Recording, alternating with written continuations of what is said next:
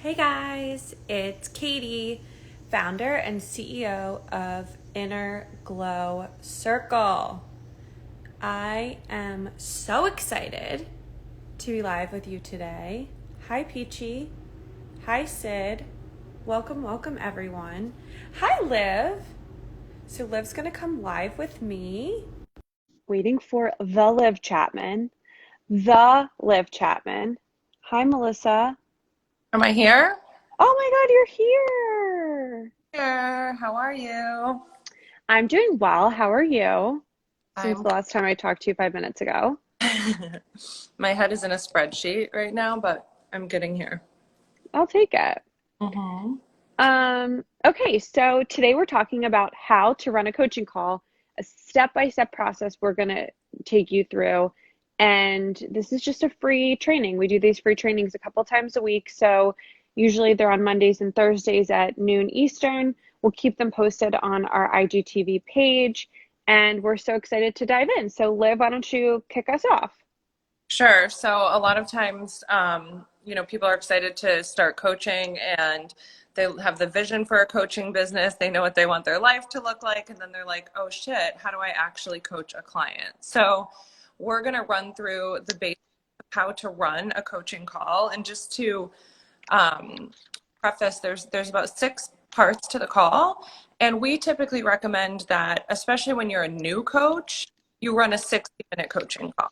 So think about this as fitting into a 60-minute call. Once you get better and faster, you can do a 30-minute or 45-minute call, but we always recommend starting with 60 minutes. So the first part of the call is to actually just be a human and ground into the call and connect with the person on the other end of the line, or over the Zoom or however you're doing it. And one of the core competencies of the International Coach Federation, or the ICF, and the core competencies are more or less like the foundations of coaching, is to build trust and intimacy.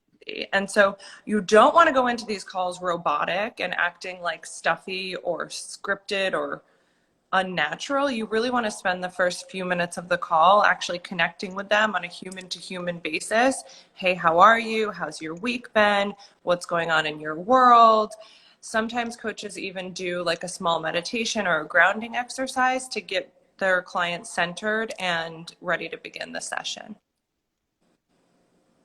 You want to do I the love next? that. So it could, if you're like more spiritual, you could pull a card. If you want to ground in and connect to energy, if you want to just do a couple of deep breaths, but grounding the energy is so important. And connecting with the other person, making sure they've, put all distractions away. So step two is the coaching request. And this is such a huge part of our program and our training, and something that we take you through even more in depth in coach training itself. But the coaching request it could take 5 minutes, but a lot of times it takes a little bit longer to actually get really clear on what the person wants to get from the session. So in our coach training certification, we teach our students how to really bring out the core coaching request, because a lot of times people will show up with one thing, but there's really something deeper. So we give question sets to get you there. But just to summarize, you want to figure out what the client wants to walk away with from the session. What's their intention? What do they want to get? Right? So being clear about the intention is really, really important. Yeah, and that gives you something to like check back in at the end of the call. And I think when we've constantly seen things about people having bad experiences with coaching, or coaching not being taken super seriously as a profession, and we believe that's because there's coaches out there who don't actually know what they're doing, and they're hosting these calls and maybe giving advice, but there's no actual formula for success. And when you get a really solid request at the beginning of your coaching call, it actually gives you a check-in point at the end to be able to gauge, like, did my client actually get what they wanted from this session, and having them articulate that. So we'll get there, but this is like the key to knowing that you're being effective as a coach, is making sure there's a super clear request. And then part three, it builds on the request, is really checking in with the long-term plan. We call it in IGC the GLOW plan, GLOW meaning the greatest level of want and what you're working towards inside of your coaching contract. So if you're doing 1 session or 10 sessions or however many, you set up a more long-term plan with them. And then in each session with their coaching request, you're building towards, following through on the whole plan, the project plan. And so you want to check in with your client's project plan or GLOW plan that outlines the overall goals of your coaching relationship, their timelines, what they're doing to hold themselves accountable, how you may be supporting the accountability, and making sure that they're on track. And even asking them, how does today's coaching request align to the greater plan that we've been working towards? And then, of course, inside of the GLOW plan or a project plan, we always recommend building in some type of acknowledgement or celebration, so that they can be celebrating their milestones. So when they say, oh, I actually finished XYZ from my GLOW plan, great. How will you acknowledge yourself, or how will you celebrate this win that you've created? Yeah, so let us know in the comments what you guys think about this and if you've used a similar format or if you're going to use this format. Um, but, I think, like Liv said, just to expand a little bit, the GLOW plan is, again, something that we give our students in coach training as a format, right? And so once you have the format, you can then adapt it for yourself. We have our students work their own GLOW plans throughout training, and then for your clients. So as you get hired, as you bring on new clients, you're having them work their own GLOW plan. GLOW means greatest level of want. So getting clear on your desire, making sure it's aligned. We take our students through this way more in depth in training, but we wanted to give you the highlight and the high level so you can think about what, how this might make sense in your coaching practice as well. And if you want to learn more about how we do our coaching practice, go ahead and send me a DM, send us a DM and just say GLOW and we can share more.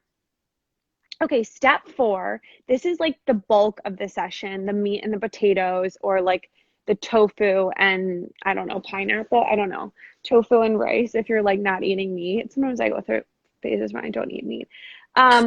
Okay, so this is the bulk of the session.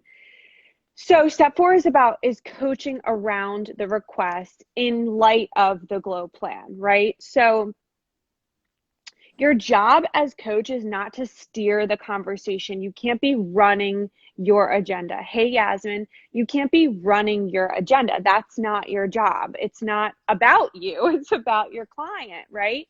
And you're going to have to check yourself throughout. I mean, sometimes we get involved and we're like, but wait, what, don't you want this thing? And it's not what the client wants. However, we do have to make sure we're checking in with them around their plan, around their request, because people go so off topic. And sometimes, in a coaching session, you're opening up a lot of different tabs, but you want to bring them back to the request at hand and make sure you're actually getting through that request effectively. So step 4 is coaching around the request. And this will be, like I said, the bulk of your session. Probably 30 minutes or so will be spent doing this. Now, the request could be, I want to revisit my GLOW plan and rework it. Or it might be, I want to relook at all my goals again, and that's totally fine. Or it might be their specific milestone within their larger plan. And again, in coach training, we give you the actual format. We give you the actual tool. So here's where you do all the coaching things that we train you to do in coach training. Asking powerful questions, actively listening, offering reflections, utilizing direct communication and saying, I see something here. Do I have permission to share it with you? Or are you open to a reflection, right? Using powerful questions and sharing those reflections. And then working with them to get super clear on their goals and their actions. Awesome. So that's pretty straightforward. Liv, do you want to do step 5? Yeah, I'm going to just review quickly. So step 1 is grounding in and connecting with your client. Step 2 is getting the coaching request. Step 3 is reviewing the GLOW plan or the overall project plan that you've been working on with your client. Step Mm-hmm. 4 is the actual coaching. That's the biggest, that takes up the most time inside of a coaching call, duh. And that's where you're really utilizing your coaching skills to help your client move forward. Part 5 is where you begin to get, you're at the second half of the call, you're starting to wind down. And this is where you want to review all commitments and practices that the client is taking on in between sessions. And one of the biggest mistakes that I see new coaches or untrained coaches make is that oftentimes throughout the call, your client is saying like, oh yeah, I'm going to do this. I'm going to do this. I'm going to do this. But nobody's tracking it. Nobody's writing it down. And so there's all of these, yeah, I'm going to do them, but they're not actually firmed up as commitments. And so Yeah. first, you do want to establish who's taking notes here, of course. And then at the end, you want to ask your client, okay, so let's get back to it. What are your actual commitments that you're going to take on between this session and the next? And you want to get solid what by when. So what exactly are they going to do and by when? And that's kind of feeds into the SMART goals, which we talk a lot about in training, and I'm sure you've heard elsewhere. But you really want, step 5 is to make sure you review all of the commitments. So all of the things that your client said they were going to do, and not just say, great, say, okay, let's get more specific with that. You say you want to outline your workout plan for the week. What does that entail, right? And when will you complete it by? How, right? So you want to Hmm. get super, super clear on those commitments so that the client leaves the call knowing exactly what to do. And sometimes they're Yeah. not always doing, sometimes they're more being based, like practice or practicing feeling into their body or something like that. But you want to make sure even those being based commitments are solidified and that they actually know what to take on between sessions. I love that. And then step 6 is really simple, but it's so important and so many people forget it. They don't wrap it up. They don't they don't wrap it up. They don't tie it with a bow. Um, Come uh, on. One little sex joke per training. They don't wrap it up. They don't tie it with a bow, right? So this is the close and complete, and you need to leave at least 5 minutes at the end of the session. I would say maybe even 10, because sometimes people something else comes up at the very beginning, and close it out really beautifully. So here's where you close the session by offering acknowledgement and asking them for their what we call their IGC. So we're going to give this to you and feel free to use it, but it is ours. So maybe you want to share where you learned it. I is for inspiration, G is for goal, C is for celebration. So what inspired you from today's session? You're asking your client this. What inspired you from today's session? What goals are you taking on this week? What are you committing to? Let's like, oh my God, let's repeat, right? Revisit. And then what do you want to celebrate today? So inspiration, goals, celebration. What inspired you? What goals are you taking on? And what do you want to celebrate? Most of us forget to celebrate. And in particular, this is a huge thing with women, probably with men too, but we work mostly with women. And it's super important to get ourselves and our clients into the habit of celebrating and really acknowledging our growth. So that's our 6-step process for how to run a coaching call. Obviously, in our training, we go much more in depth. We have an entire 2-hour training on this and then talk about it throughout the 6-month course. Again, if you want to learn more about our program, if you have any questions or want to just chat about how maybe it could be supportive to you, go ahead and DM me the word GLOW, and I'd love to answer any questions you have and connect and learn about you. Liv, what do you want to say? the last thing I want to say is that, similar to being in like a classroom or any type of session, having a strong open and a strong close with your client is also one of those things that creates trust and intimacy. And that's really the foundation for anyone being able to go back into their normal life or go back into the world and actually, stay committed and stay on track. And it's really important not to let these calls get away from you and for either of you to walk away not even knowing what happened. And so if you're just getting into coaching, and even if you've just enrolled in training, you're not sure where to start, the beginning and the close, like Katie mentioned, and having these things that the client expects and begins to count on and rely on are really important to continuing to grow that trust and build the relationship. So Make sure you don't forget those. We love you so much. Thank you for watching. Please hit the share button and share this with someone who you think this would be valuable for. This is really just a true training. There's so much information in here.